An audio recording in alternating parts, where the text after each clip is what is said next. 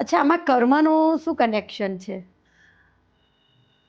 અથવા તમારું શું માનવું છે કે આપણે જે જગ્યા પર છે એ કર્મના લીધે પણ છીએ, જેમ તમે જ હમણાં તમારા ઇન્ટ્રોડક્શનમાં કીધું કે પાછલા જન્મનું પણ હોય છે જે આપણે એને કન્ટિન્યુ કરતા હોઈએ છીએ, તો આ બાબત પર તમારો કોઈક આઈડિયા એક્સપિરિયન્સ તમે શેર કરી શકો? બેન, એવું હોય છે કર્મ બહુ જ નેસેસરી અને ઇમ્પોર્ટન્ટ ક્વેશ્ચન તમે મને પૂછ્યો છે. આપણે આ જીવનમાં જે કંઈ બી છે એ આપણા ગયા જન્માંતરના કર્મોના આધારિત પોઝિટિવ અને નેગેટિવ બંને છીએ.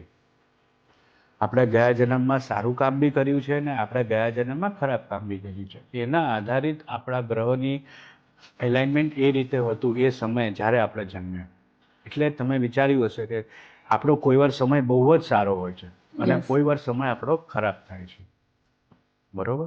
એટલે જ એસ્ટ્રોલોજી અને ન્યુમેરોલોજી, ઓકલ્ટ સાયન્સનું ડેવલપમેન્ટ થયું છે, જેના કારણે લોકો આ વસ્તુને સમજી શકે. અને ભગવાને જ આ વસ્તુનું વિજ્ઞાન આપણા મનુષ્યને આપ્યું છે, ગુરુઓને આપ્યું છે, જેમના થ્રુ અમે શીખ્યા અને અમે લોકોને એનું રેમેડીઝ આપી છે કે ભાઈ તારા આ શુક્ર પાવરફુલ છે તો તારો શનિ વીક છે, તો તારો બુધ વીક છે, તો એને કેવી રીતે પાવરફુલ કરવાનું? તો સોળીનો ઘા સોએ જાય. તો કર્મના આધારિત જ તમારા જન્માક્ષર બને છે, તમારી લાઈફ બને છે અને તમારા જીવનમાં સારું ને ખરાબ બંને થાય છે.